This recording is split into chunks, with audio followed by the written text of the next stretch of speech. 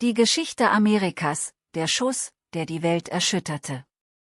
Erforschen Sie die dramatischen Ereignisse von Lexington und Concord, die die amerikanische Revolution entzündeten.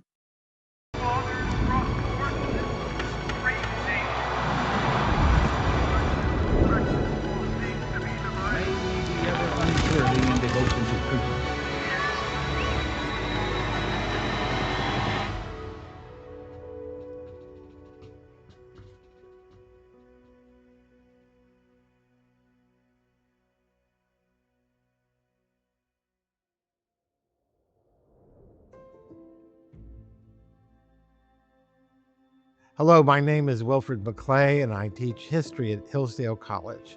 My assignment today is to relate the story of how the American Revolution began with the dramatic clashes between British regular troops and American militiamen in the New England towns of Lexington and Concord on April 19, 1775, 250 years ago today. The fuse of war was lit at last when orders from Britain reached the royal governor of Massachusetts, General Thomas Gage, instructing him to move aggressively to stop the growing rebellion. After careful deliberation, Gage decided he would march 700 red-coated British troops to Concord, a town about 20 miles west of Boston, where they would seize a militia supply depot that had been established by the Patriot forces. The fact that such a depot had already been created is an indication of the extent to which the Patriot side of this conflict had organized and was preparing for conflict. They were not an unorganized rabble. Far from it. They knew that Gage was contemplating some sort of move, although they didn't know where or when exactly it would come until the operation was underway. And they knew it was important to wait and make sure that the British fired the first shots so that the Patriots would be able to claim the high moral ground. Samuel Adams put it this way back in March of 1775. Put your enemy in the wrong and keep him so. This is a wise maxim in politics as well as in war, as indeed it was. The success of Gage's operations depended on secrecy, surprise, and sound intelligence.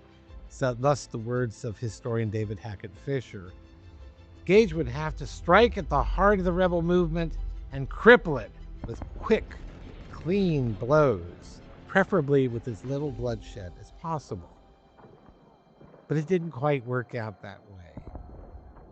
It was a disaster instead for the British.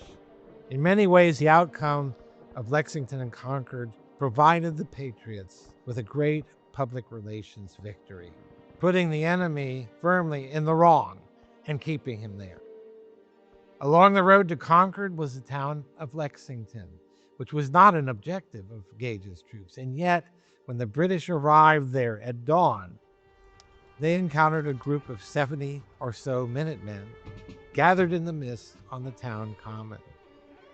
The men were there because they'd been warned by means of the famous midnight ride of Paul Revere, who was one of maybe as many as 60 messengers whom he'd help organize, tasked to inform the scattered militias in the area that the British regulars were coming from Boston, had crossed the Charles River at Cambridge, and were now heading west to Concord.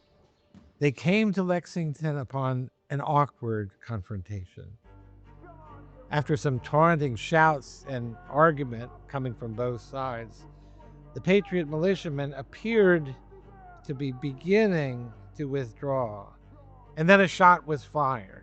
No one knows by whom, which led to the British opening fire on the assembled Patriots, killing 8 of them.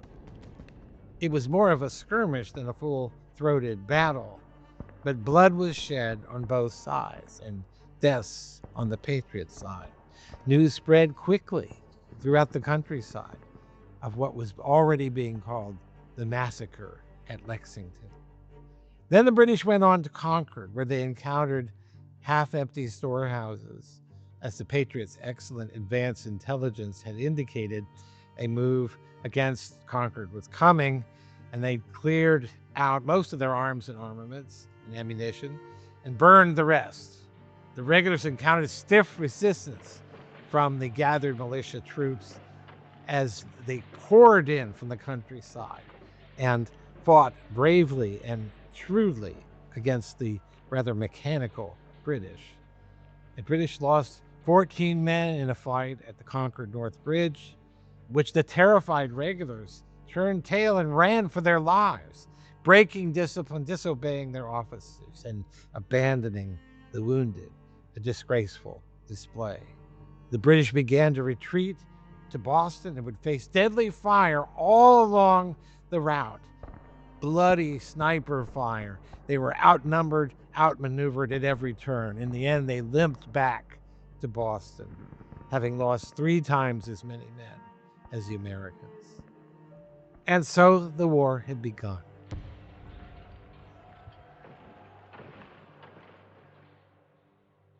And now a few words about historical memory, because that, after all, is why we're here, to remember and to gain the value of remembering our own past. Why is it so important to do that? Much of what we remember Lexington and Concord for today flows from a single poem written in 1860 by Henry Wadsworth Longfellow. The poem is called Paul Revere's Ride. It used to be memorized by every school-aged child in America. It opens like this. Listen, my children, and you shall hear of the midnight ride of Paul Revere. On the 18th of April in 75, hardly a man is now alive who remembers that famous day and year. It's really such an infectious poem.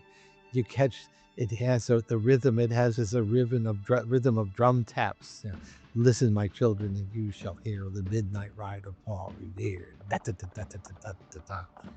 But why did Longfellow address the poem to children? Surely children were not the only audience he had in mind, maybe not even the primary audience he had in mind. No, but he's indicating something. He's indicating that his poem is primarily meant as an expression of a precious memory, a memory of something that needs to be preserved, needs to be passed along to successive generations, lest it be lost. The memory, in this case, of Paul Revere and his heroic deeds. To be sure, the poem does not provide a fully accurate rendering of the events that took place in those days. For that, I recommend you turn to David Hackett Fisher or other historians who have covered that territory. But the poem does something different. It conveys the essential spiritual meaning of the events, the legacy they had left with us, a meaning that we can and should and must make our own. And it conveyed that meaning at a crucial moment in American history. The poem was composed in 1860, on the cusp of our greatest national crisis and trial, the American Civil War. We were being called to look back by Longfellow, just as Abraham Lincoln urged Americans to heed the mystic chords of memory when he's inaugurated as president, and to remember the spirit of '76 and their heroic forebears. So Longfellow reminded them of a hero of Lexington and Concord. On the very moment when the nation was entering the great trial, the great crisis of revolution.